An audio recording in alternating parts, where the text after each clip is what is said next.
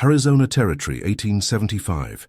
The merciless afternoon sun beat down on the dusty streets of Copper Creek, a frontier settlement perched defiantly at the edge of Apache territory. Elena Morrison wiped beads of perspiration from her brow as she arranged the newly arrived bolts of fabric in her father's trading post. Her golden hair, tightly bound in a practical braid, caught the light streaming through the shop windows. "Eleanor, have you finished with those deliveries?" Thomas Morrison's voice carried from the storeroom, tinged with the remnants of his London accent that 15 years in the Arizona Territory hadn't quite erased. "Nearly done, father," she replied, tucking a stray lock behind her ear. At 22, Elena possessed a quiet determination that set her apart from other young women in Copper Creek. While they chased marriage prospects, she found purpose in helping run Morrison's trading post, the business her father had built from nothing after emigrating from England. The bell above the door jingled, and Elena turned to greet the customer, her practiced smile freezing when she saw who entered. Captain James Harrington of the 5th Cavalry stood in the doorway, his blue uniform pristine despite the desert heat. "Miss Morrison," he said, removing his hat. "You're looking lovely today." Eleanor nodded politely. "Captain, what can I help you with?" His eyes lingered on her face. "Your father's shipment of supplies for the fort arrived?" "Yes, they came in yesterday. Father has everything prepared for you." As if summoned, Thomas emerged from the storeroom, his weathered face brightening at the sight of the officer. "Captain Harrington, the Army's supplies are ready to go. Helena, would you fetch the manifest?" She nodded, grateful for the excuse to step away from Harrington's persistent gaze. The captain had made his intentions clear over the past months, calling at the store with unnecessary frequency, finding reasons to engage her in conversation. Her father encouraged the attention. A captain would make a respectable match, but something about Harrington's calculated smile made Elena uneasy. Later that afternoon, with the army wagon loaded and departed, Elena seized the opportunity for solitude. "Father, I need to deliver Mrs. Abernathy's medicine. She's expecting it today." Thomas waved her off. "Be back before sundown. The major mentioned increased Apache movement north of town." Elena saddled her mare, a sleek palomino named Penny, and secured the package of medicine in her saddlebag. Mrs. Abernathy's homestead lay 3 miles outside town, far enough to offer the illusion of freedom. The desert stretched around her, a canvas of reds and golds. Elena breathed deeply, savoring the scent of sage and dust. These moments alone in the vastness of the territory were precious. Here, away from the stifling expectations of town life, she could simply exist. She delivered the medicine to grateful Mrs. Abernathy, who insisted she stay for tea and conversation. By the time Elena departed, the sun hung low on the horizon. She would have to ride directly back to avoid breaking her promise to return before dark. Taking a shortcut through a narrow canyon, Elena urged Penny to a trot. The shadows lengthened across the rock walls, painting them in deepening shades of purple and crimson. Rounding a bend, she pulled up sharply. A man knelt by a small stream that cut through the canyon floor, filling a water skin. Not a white settler, his long black hair and clothing marked him as Apache. A rifle rested within reach at his side. Elena's breath caught. She should flee, but Penny's hooves had already announced her presence on the rocky ground. The man rose in one fluid motion, rifle in hand. Their eyes met across 20 feet of open ground. He was younger than she'd first thought, perhaps 25, with features that seemed carved from the very mountains surrounding them. His eyes, dark and penetrating, assessed her with an intensity that made her heart race. "I mean no harm," Elena said clearly, keeping her hands visible on the pommel of her saddle. The man tilted his head slightly, studying her. When he spoke, his English surprised her with its clarity. "You ride alone. Dangerous for a white woman. I'm returning to town." She gestured toward Copper Creek. "I was delivering medicine." A flicker of something, respect perhaps, crossed his face. "Medicine woman?" "No, just helping a friend." He nodded once, then gestured to the path ahead. "Soldiers patrol beyond the next ridge. 6 men. You should wait." Elena hesitated, caught between fear and an inexplicable sense that this man posed no immediate threat. "Why tell me this?" "You travel in peace, carrying medicine." He shrugged one shoulder. "I also travel in peace today." A silence stretched between them, filled with the whisper of wind through canyon walls and the gentle gurgle of the stream. "My name is Elena," she said finally, surprising herself. Another long assessment before he replied, "I am called Nalnish." "Thank you for the warning, Nalnish." She tested his name carefully. He secured the water skin to his belt. "The patrol will move on soon. You can continue then." Instead of leaving immediately, Nalnish settled on a boulder, his rifle across his knees, gaze directed toward the ridge he'd indicated. Elena remained mounted, uncertain, watching him watch the distance. "Your hair," he said suddenly without looking at her, "like the sun on the desert in morning light." The unexpected poetry in his observation startled her. Before she could respond, he raised a hand for silence, his posture alert. In the distance, Elena heard the faint sound of hoofbeats fading away. "They move west now," Nalnish said, standing. "You can pass safely." He retrieved a small leather pouch from his waist and approached slowly, stopping a respectful distance from Penny's side. He extended his hand, offering the pouch. "For the one who needed medicine, willow bark, for pain." Eleanor hesitated before accepting the gift, her fingers brushing his. "Thank you." Their eyes met again, and something unspoken passed between them, a recognition perhaps of something unexpected found in this desolate place where their worlds momentarily intersected. "Ride safely, Elena, with hair like morning sun." Nalnish stepped back, melting into the shadows of the canyon with such natural grace that he seemed to become part of the landscape itself. Eleanor remained motionless for several heartbeats, staring at the place where he had stood. Then, clutching the small pouch of willow bark, she urged Penny forward, her mind filled with the echo of her name in his voice. By the time she reached Copper Creek, twilight had deepened into dusk. The trading post's windows glowed with lamplight, and as she dismounted, Elena carefully tucked the leather pouch into her pocket, a secret token from an encounter that felt almost dreamlike in its improbability. Yet the weight of it against her hip was undeniably real, as was the lingering sensation of his fingers against hers and the unexpected warmth that had bloomed in her chest when he spoke of her hair, like morning sunlight. That night, as she prepared for bed, Eleanor found herself standing before her small mirror, studying her reflection with new eyes, wondering what it might be like to see the world through the gaze of a man called Nalnish, whose voice carried the rhythm of the desert wind and whose eyes held depth she couldn't begin to fathom. 2 weeks passed, marked by the steady rhythm of frontier life, inventory to manage, customers to serve, social niceties to observe. Yet Elena moved through these familiar routines in a state of distraction, her thoughts repeatedly drifting to the canyon and the encounter that had left an inexplicable imprint on her consciousness. Each evening, she found herself drawn to her bedroom window, gazing toward the distant mountains that formed the boundary between her world and his. She told herself these moments of contemplation meant nothing, merely curiosity about a chance meeting, nothing more. "How you seem somewhere else these days," her father remarked one evening as they closed the shop. "Captain Harrington asked after you again today." Eleanor arranged ledger books with unnecessary precision. "Did he?" Thomas leaned against the counter. "He's a good man, Elena. Steady position, could provide well for you." "I'm not looking to be provided for," she replied, more sharply than intended. Her father sighed. "This isn't England. Women don't fare well alone out here." "I'm not alone." "I have you." Thomas's expression softened. "I won't be here forever, my girl. I only want to see you settled before—" "Please don't," Eleanor interrupted, unable to bear the familiar shadows of mortality that crossed his face whenever he spoke of the future. The persistent cough that had plagued him through the winter had left him diminished, though he refused to acknowledge it. Later that night, sleep eluded her. Elena slipped from her bed and padded to the window, pushing it open to welcome the cool desert air.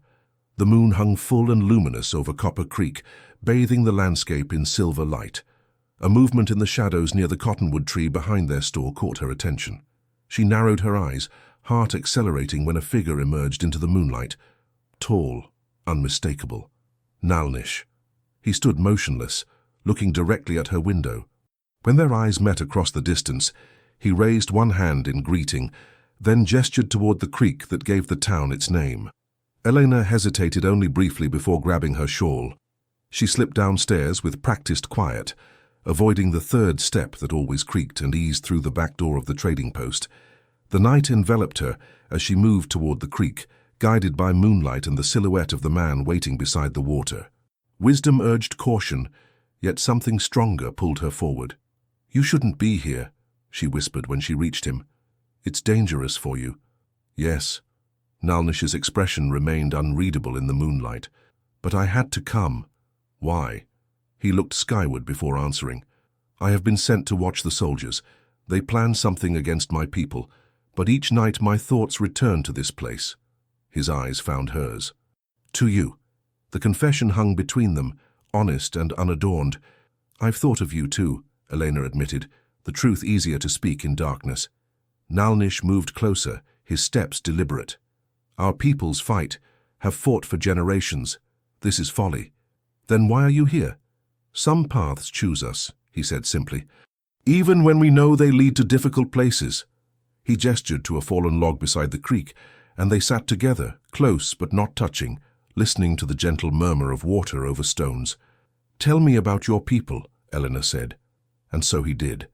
Nalnish spoke of the Chiricahua Apache, of their traditions and struggles, of his role as both warrior and peacemaker, one who believed there might yet be a way for his people to maintain their identity while adapting to the changing world. He told her of a chief who sought negotiation while others called for war, and of Nalnish's own mission to gather information that might help protect his tribe from further bloodshed. "The white men's leaders make promises they do not keep," he said, "each treaty broken, each boundary crossed." Elena couldn't deny the truth of his words. Not all white settlers want conflict. No, but enough do. He turned to face her fully. "Your father, he is respected in town?" "Yes," she answered, uncertain where his question led. "There are others like him, who might listen if offered true peace." Understanding dawned. "You're trying to create dialogue between your chief and the townspeople?" Nalnish nodded. "Some of us believe it is the only way our children will survive. But first, we must find those who will listen without fear.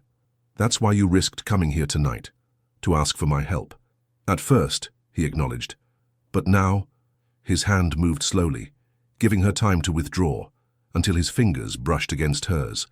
"Now I come, because something pulls me toward you. Like the moon pulls the tide." The simple poetry of his words stirred something profound within her. Elena turned her hand, allowing their palms to meet, fingers intertwining. "This is madness," she whispered. "Yes," he agreed, his voice equally soft. "Beautiful madness." Their first kiss was tentative, a gentle exploration of forbidden territory. When they parted, Elena felt breathless, as though she'd been running across the desert. Nalnish's eyes reflected the moonlight, filled with wonder and a question. She answered by leaning forward to kiss him again, her hand rising to touch the smooth skin of his cheek. This second kiss deepened, carrying the weight of acknowledgement that whatever had sparked between them in that canyon was real, undeniable, and dangerous. In the days that followed, Elena moved through her life as though in two worlds simultaneously, the visible one of the trading post, church socials, and Captain Harrington's unwanted attentions, and the secret one that came alive after dark, when she would slip away to meet Nalnish by the creek. Each night they shared more of themselves. He taught her words in his language. She told him of England and the life her father had left behind. He showed her how to read the night sky as his people did. She brought him books of poetry that made him smile with their attempts to capture in words what his people expressed through stories and songs. "My father would hear you," she told him one night, nearly 2 weeks into their clandestine meetings. About finding peace, others would too, the Reverend perhaps, Mrs. Abernathy and her son. Hope kindled in Nalnish's eyes. "You would help arrange this meeting?" "Yes, but it must be handled carefully. Captain Harrington and his men. They want war," Nalnish finished grimly. "They have attacked 3 hunting parties this month, claiming they were war bands. They were families seeking food." Elena's chest tightened with dread. "When could your chief come?" "The next full moon. A place away from the fort and town." They made plans, speaking in hushed tones, hands clasped tightly together, as if their fingers could bridge the vast divide between their worlds. When the first light of dawn threatened the eastern horizon, they knew their time was ending. "Tomorrow night," Nalnish said, tracing the curve of her cheek with gentle fingers, "I will bring you something." Elena smiled. "You don't need to bring gifts. This one has meaning. For what we attempt," he hesitated, and for what grows between us." Their parting kiss lingered, weighted with promise and fear, the sweet torture of separation when each moment together felt stolen from an increasingly uncertain future. Elena didn't notice the shadow that detached itself from behind the livery stable as she made her way back to the trading post. Nor did she see the narrowed eyes that tracked Nalnish's retreat into the pre-dawn darkness, or the thin smile that twisted Captain Harrington's lips as he formulated plans of his own. The next evening brought an unexpected complication. As Elena helped close the trading post, her father announced, "The Hendersons are expecting us for dinner. Sarah specifically requested your company." Elena's heart sank. "Tonight? I'm rather tired, father." "Perhaps another—" "I've already accepted," Thomas interrupted, his tone brooking no argument. "The captain will be there as well. You'll want to wear your blue dress." The implications were clear. The Hendersons, with their unmarried daughter Sarah and their position as the town's most prominent family, were facilitating another opportunity for Captain Harrington to court her. Trapped by social obligation and her inability to explain her true plans, Eleanor nodded in resignation. Throughout the interminable dinner, she participated in conversation with mechanical politeness, her thoughts repeatedly straying to the creek, where Nalnish would be waiting, wondering at her absence. Captain Harrington watched her with predatory attention, interpreting her distraction as maidenly nervousness. "Miss Morrison," he said during a lull in conversation, "I've been meaning to tell you, we've had reports of Apache scouts near town. You shouldn't venture out alone, especially after dark." Elena nearly dropped her fork. "Scouts, are you certain?" "Quite certain." His smile didn't reach his eyes. "In fact, I've doubled the night patrols. For everyone's safety, of course." The meaningful emphasis on his last words sent a chill through Elena. Could he know? Had he seen something? She forced herself to take a sip of water, steadying her nerves. "That seems prudent," she managed. "I thought so." Harrington turned to Thomas. "Mr. Morrison, I've been meaning to discuss something with you. Perhaps after dinner we might speak privately." It was nearly midnight when they finally returned home. Eleanor paced her bedroom, torn between fear for Nalnish's safety and desperate hope that he had the wisdom to stay away from the creek tonight. Through her window, she could see soldiers moving through town, their lanterns creating pools of light in the darkness. Sleep came fitfully, haunted by dreams of pursuit and separation. She woke to the sound of her father's voice calling her name with unusual urgency. "Elena, come down immediately!" She dressed hastily and descended to find Thomas standing with Captain Harrington and 2 other soldiers. Her father's expression was grave, the captain's triumphant. "Tell her, Captain," Thomas said, his voice strained. Harrington stepped forward. "Miss Morrison, we apprehended an Apache warrior before dawn. He was carrying this." He extended his hand, revealing a small object that made Elena's blood freeze, a delicately carved wooden amulet on a leather cord. "Do you recognize it?" Harrington asked, studying her reaction. Elena forced her expression to remain neutral. "Should I?" "Interesting question. You see, when questioned, the Apache claimed he was bringing it as a gift. For a woman in town." Harrington's eyes narrowed. "A woman with hair like morning sunlight." Her father made a pained sound. "Elena, for heaven's sake, tell me you haven't—" "Where is he?" Elena interrupted, abandoning all pretense. "What have you done with him?" The confirmation in her question elicited a satisfied smile from Harrington. "He's been taken to Fort Grant to face charges. Espionage, infiltration, possibly conspiracy in the recent attacks on settler caravans." "That's absurd!" "He's been working for peace." The words escaped before she could stop them. Thomas's face drained of color. "You've spoken with this man?" "Elena, how could you be so foolish?" "He's not what the captain claims," Elena insisted, turning to her father.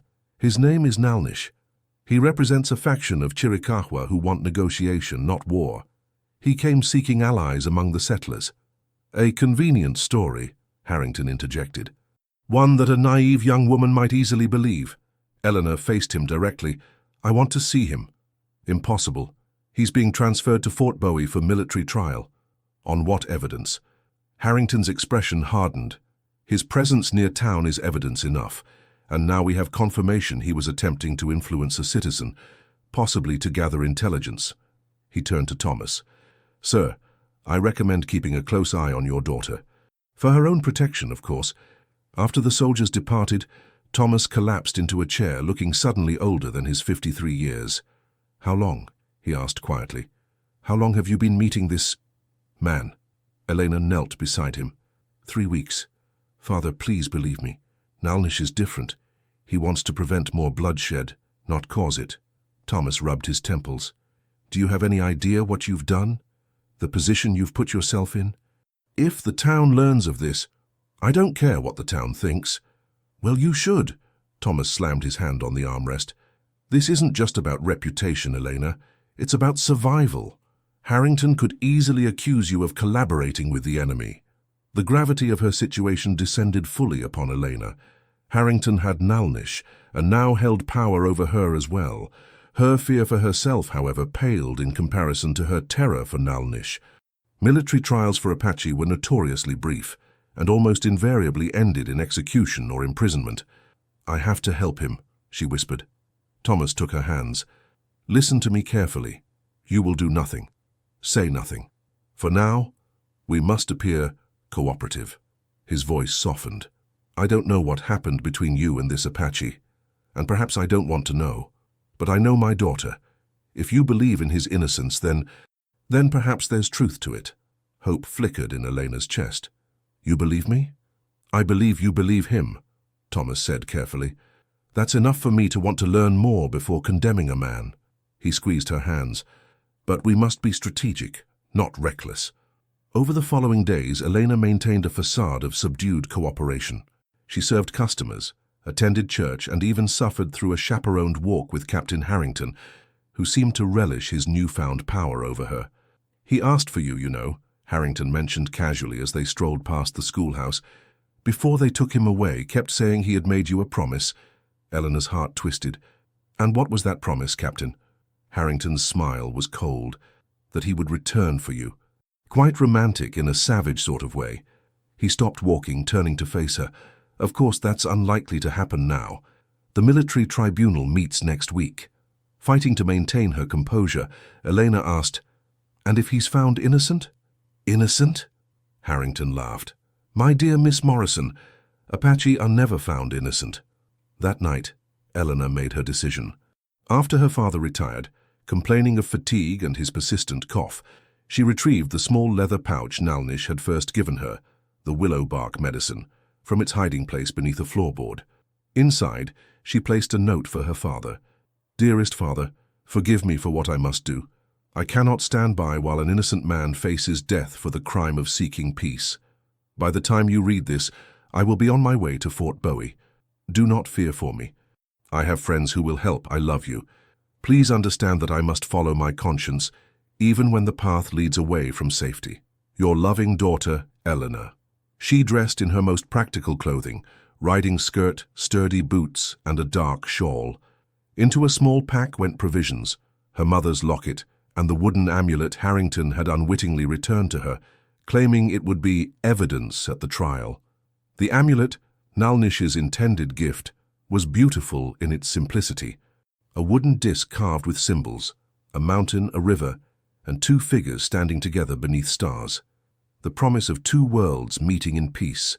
She secured it around her neck, tucking it beneath her blouse where it rested against her heart. Eleanor waited until the deepest part of night, when even the patrol was reduced, before leading Penny from the small stable behind the trading post. The mare seemed to sense the need for quiet, following without protest, as Elena guided her to the edge of town.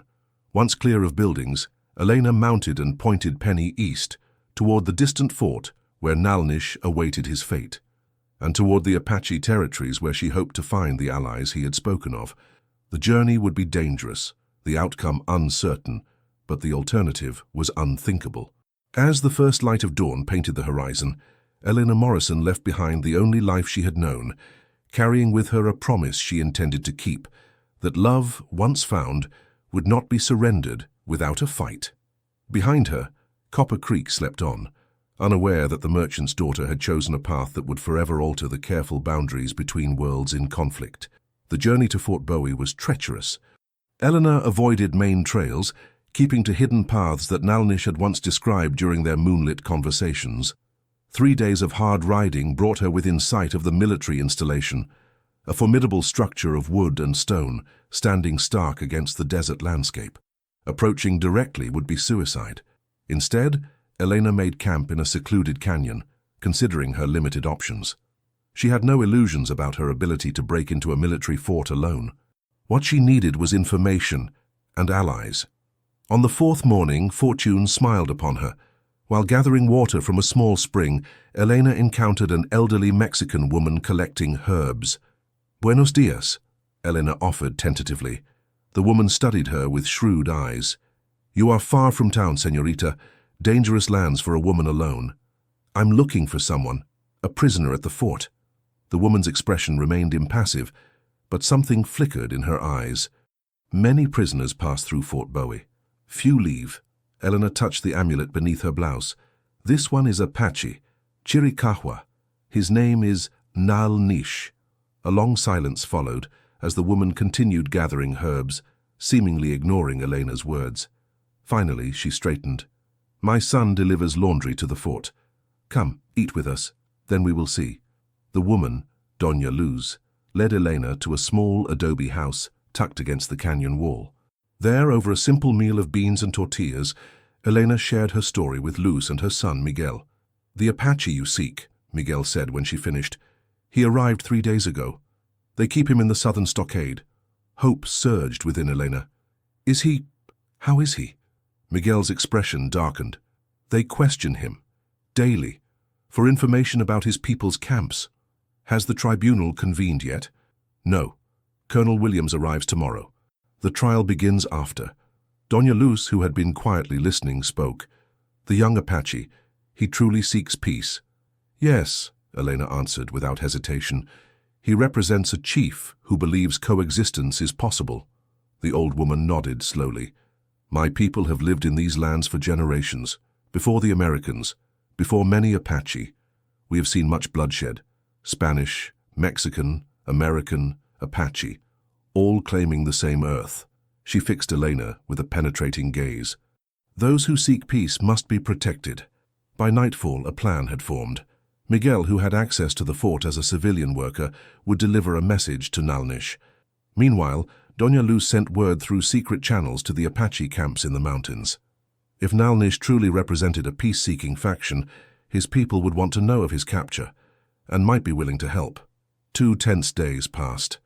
Elena remained hidden in Doña Luz's home, watching the distant fort through a small window, imagining Nalnish imprisoned within its walls. On the 3rd morning, Miguel returned from his laundry delivery with news. "He received your message," Miguel reported. "He says to tell you the promise stands." Elena's eyes filled with tears. "He's alive. Was he able to write anything in return?" Miguel hesitated before producing a small scrap of paper. "He wrote this when the guards weren't looking." The note contained just a few lines in careful script. "Elena, tribunal tomorrow. Whatever happens, know that meeting you changed everything. You showed me that bridges between our worlds are possible. Look to the western sky when sun meets earth. If I am free, I will find you there." And that night, riders arrived at Doña Luz's home. 3 Apache men who materialized from the darkness like shadows. They spoke with Luz in Spanish, their expressions grave as she explained the situation. The eldest of the 3 studied Elena with calculating eyes before addressing her directly in halting English. "You are the woman who holds Nalnish's amulet." Elena removed the wooden pendant from beneath her blouse. "Yes. Show me." She handed him the carved disc. He examined it, then passed it to his companions, who nodded with obvious recognition. "This carries the mark of Chief Mako," the man explained. "Nalnish is his son." The revelation stunned Elena. Nalnish had never mentioned his relationship to the chief, had spoken of him only as a leader who sought negotiation over conflict. "His father doesn't know where he is," she asked. "Nalnish was sent to observe, not to be captured," the warrior replied with a hint of reproach. "Or to take a white woman as ally." Elena met his gaze steadily. "I believe in what he's trying to build, peace between our peoples." The men conferred among themselves in their language before the eldest turned back to Elena. "We will help, not for you, for the chief's son." Their plan was daring in its simplicity. The Apache warriors would create a diversion north of the fort. Not an attack, but enough of a presence to draw soldiers in that direction. Miguel, with his access to the fort, would deliver supplies to the stockade at the appointed time, creating an opportunity. The rest would depend on timing, courage, and luck. Dawn brought the day of the tribunal. Elena paced Doña Luz's small home, anxiety gnawing at her as she imagined Nalnish facing military judges who had already determined his guilt. When Miguel departed for the fort with his laundry cart, she clasped his hand. "Thank you," she whispered. "Whatever happens," he nodded solemnly. "May God protect you both." The hours crawled by. Elena helped Doña Luz prepare food, her hands working mechanically while her mind remained fixed on the fort. By late afternoon, tension had pulled her nerves taut as bowstrings. "It is time," Doña Luz announced, handing Elena a bundle of clothing. "Change into these." The clothes, a simple Mexican dress and shawl, would help disguise her as they approached the meeting point west of the fort. Elena changed quickly, tucking her hair beneath a worn rebozos as Doña Luz had shown her. Together they made their way along a dry stream bed that offered cover from watching eyes. The sun hung low on the horizon, preparing for its daily meeting with the earth. In the distance, the fort stood silhouetted against the reddening sky. "There," Doña Luz whispered, pointing to a stand of cottonwoods where the stream bed widened. "We wait there." They settled among the trees, watching as the last light painted the desert in gold. Elena's hand clutched the amulet, her heart pounding with each passing moment. A distant commotion drew their attention to the fort, movement, shouting, the sound of horses. The Apache diversion had begun. "Now we pray," Doña Luz murmured, her weathered hands working rosary beads. Elena didn't know how much time passed, minutes or hours, as they waited in the gathering darkness. Just as the first stars appeared, hoofbeats approached from the direction of the fort. Elena tensed, ready to flee if soldiers had discovered their position. Two riders emerged from the shadows. Miguel, and beside him, a figure whose silhouette Elena would recognize anywhere. "Nalnish," she breathed, rising to her feet. He dismounted in a fluid motion, crossing the distance between them in long strides. When he reached her, his hands cradled her face as though she might be an apparition. "You came for me," he said, wonder in his voice. "You promised you would return," she answered simply. "I chose to help." Their reunion was cut short by Miguel's urgent warning. "Riders approaching from the east, we must go now." Nalnish pulled Elena toward the horses. "My people wait in the mountains, we ride to them tonight." Reality crashed upon Elena with sudden force. To go with him meant leaving everything. Her father, her life in Copper Creek, the world she knew, perhaps forever. Nalnish read the conflict in her eyes. "I would never ask you to choose between worlds," he said softly.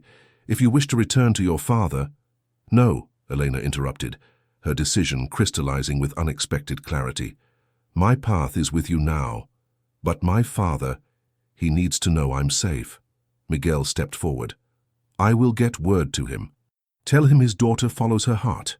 Moments later, Elena found herself on horseback beside Nalnish, riding west into the deepening night. Behind them, torches bloomed around the fort, like earthbound stars as soldiers discovered the escape. They rode hard through the darkness, following paths only Nalnish could see. When the horses needed rest, they stopped briefly in a sheltered arroyo. "The tribunal?" Elena asked as they shared water from his canteen. "What happened?" Nalnish's expression hardened. "They had decided before it began. Captain Harrington testified that I led raids on settlements, claimed I had bewitched you to gather information." His hand found hers. "Then Miguel came with news of Apache warriors to the north. In the confusion, he left a key. And now? What happens now?" Nalnish gazed toward the mountains rising black against the star-filled sky. "We go to my father. Tell him what we've learned, about those who want war and those who might stand with us for peace." His eyes returned to hers. "The path forward is uncertain, dangerous. But we walk it together," Elena finished, her fingers intertwining with his. By dawn, they reached the foothills. As the sun rose behind them, painting the western mountains in soft pink light, Nalnish paused, scanning the terrain with practiced eyes. "There," he said, pointing to a barely visible trail winding up the mountainside. "My father's people will be camped near the high springs." They climbed steadily, the desert falling away beneath them. Elena marveled at the changing landscape, scrub giving way to juniper and pine, the air growing cooler and sweeter with elevation. By midday, they reached a plateau sheltered by towering rock formations. Nalnish raised his hand in a signal. Within moments, Apache warriors materialized from the rocks, bows drawn and rifles ready. "Shyla," Nalnish called, addressing the lead warrior in their shared language. Words flowed between them, too rapid for Elena to follow. The warriors lowered their weapons, and one broke away, disappearing into the rocks. Nalnish turned to Elena. "They will take us to my father. He has been waiting for my return." "Will he accept me?" Elena asked, suddenly aware of her outsider status. Nalnish's eyes softened. "You risked everything to save his son. He will hear what that means." Chief Mako's camp was larger than Elena expected, perhaps 50 people living in harmony with the mountain landscape. Their arrival caused a stir, faces turning to watch as Nalnish led her through the encampment toward a large shelter at its center. A man emerged, tall and dignified, his face weathered by years and responsibility. Though his hair showed strands of silver, his bearing remained powerful. The resemblance to Nalnish was unmistakable. Father and son regarded each other for a long moment before the chief stepped forward, placing his hands on Nalnish's shoulders. No words passed between them, but the relief in both men's eyes spoke volumes. Then Chief Mako's gaze shifted to Elena. He studied her with penetrating intensity before speaking in clear English. "My son says you believe in bridges between worlds." Elena met his gaze steadily. "I do, and I believe your son is building one." "Such bridges often burn," the chief observed, "with blood on both sides." "Then we build stronger bridges," Elena replied, "with truth as foundation." Something like approval flickered in the chief's eyes. He gestured for them to follow him into his shelter. Inside, seated around a small fire, Nalnish recounted everything: the military's provocations, Harrington's deceptions, and the potential allies among the settlers willing to seek peace. Eleanor added her own observations about which townspeople might listen and which never would. Chief Mako listened in silence. When they finished, he spoke directly to Elena. "You left your world behind. For my son. I left a world of lies," she corrected gently. "For truth. For a chance to help create something better." The chief nodded slowly. "The soldiers will hunt you both. They will call you traitor to your people." "Some will," Elena acknowledged.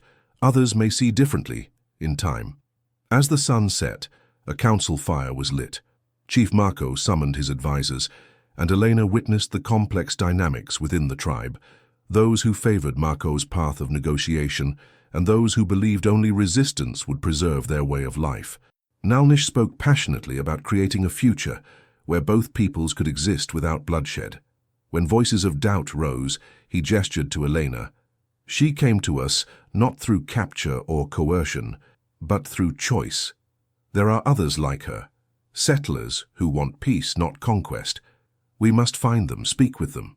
Later, as stars filled the mountain sky, Nalnish led Elena to a small shelter prepared for her at the edge of the camp. "Tomorrow," he said, "messengers will be sent to Doña Luz. She will contact your father, tell him you're safe." Elena's throat tightened with emotion. "Do you think he will understand? He is your father. He will understand love, even when it leads to unexpected places." Nalnish took her hands in his. "Rest now. The path ahead is long." "But we walk it together," she reminded him, echoing her words from the night before.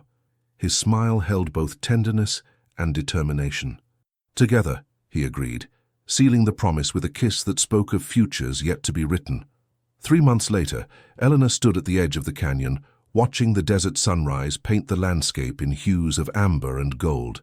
The amulet Nalnish had carved hung openly around her neck now, a symbol of the bridge they continued to build between worlds. The past months had transformed her in ways she never imagined. She had learned the ways of the Chiricahua, their language, their profound connection to the land, their resilience in the face of relentless pressure from the encroaching white world. In return, she had become a valued voice in Chief Mako's council, offering insights into settler thinking and helping craft messages that might reach receptive ears. Doña Luz had proven an invaluable ally, maintaining a secret line of communication between the Apache camp and those in the territory who sought alternatives to bloodshed. Through her, Elena had received 3 letters from her father, each expressing worry for her safety, but also growing understanding of her choice. His last letter had contained news both troubling and hopeful. Captain Harrington had been reassigned, following complaints about his aggressive tactics, replaced by a more moderate officer who had reopened dialogue with several tribes. Thomas Morrison had cautiously joined a small group of businessmen advocating for peaceful trade rather than military solutions. You stand between worlds now. Elena turned to find Nalnish approaching, his steps silent on the rocky ground. Months in the mountains had further honed his already lean frame, and responsibility had deepened the gravity in his dark eyes. Yet when he looked at her, those eyes still held the same wonder she'd first seen by the creek. "As do you," she replied, taking his offered hand. He nodded, gazing out over the vast landscape. "My father meets with the new fort commander tomorrow, the first such meeting in many seasons." "Are you worried?" "Cautious," he corrected, "but hopeful." Small steps toward a distant horizon. Eleanor leaned against him, drawing strength from his solid presence. "Your father says I may accompany him, as translator." Surprise and pride mingled in Nalnish's expression. "You've earned his trust. Few outsiders ever have." "I'm not an outsider anymore," she said softly, "nor fully inside. I stand on the bridge we're building." Nalnish turned to face her fully, framing her face with gentle hands. "Some would say such a position leaves you homeless, belonging nowhere." "Or belonging everywhere," Elena countered, "creating something new." His smile deepened. "This is why I love you. You see possibility where others see only division." The word, love, still sent warmth cascading through her whenever he spoke it.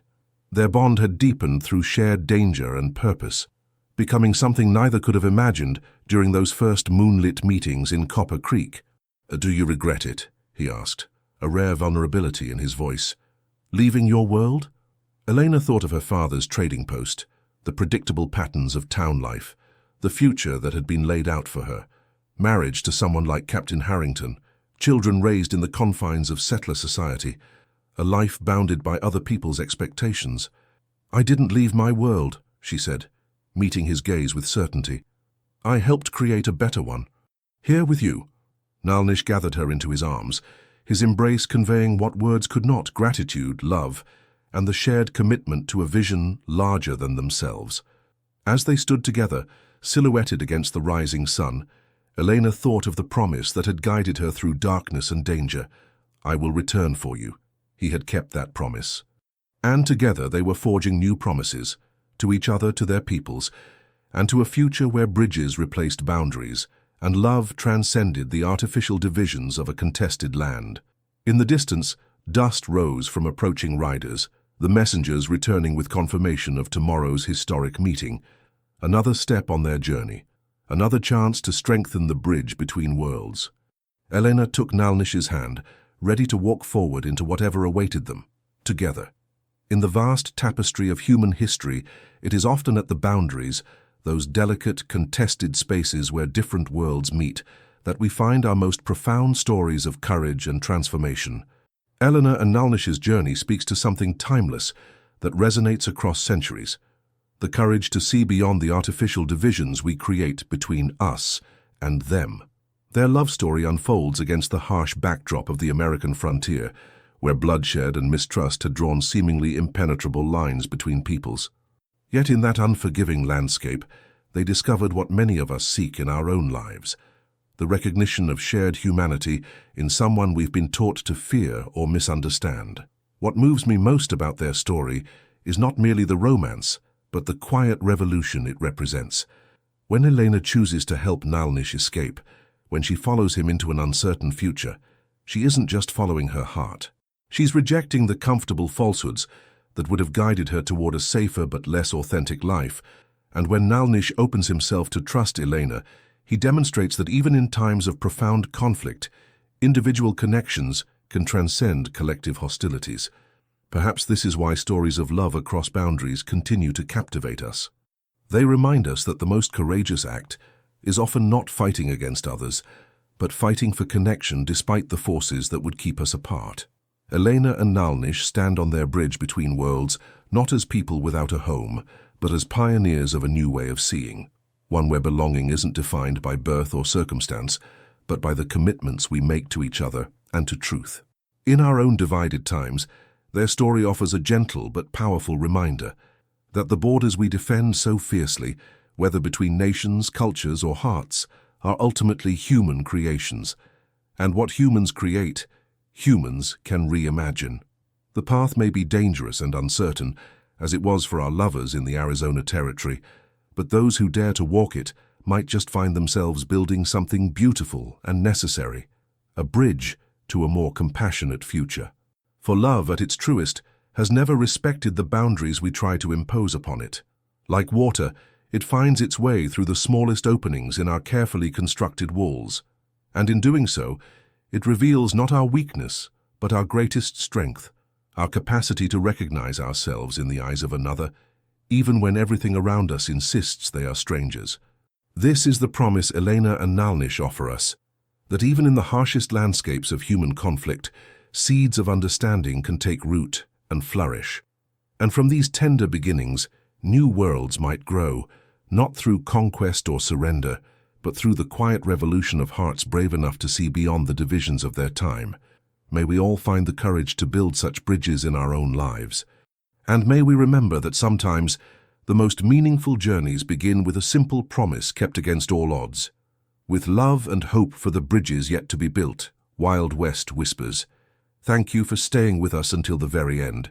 Your presence here means more than words can say." Please, from the bottom of our hearts, subscribe to our channel, like, comment, and share this video.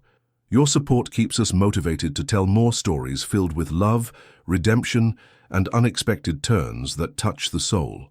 At the end of this video, another suggested story from our channel will appear.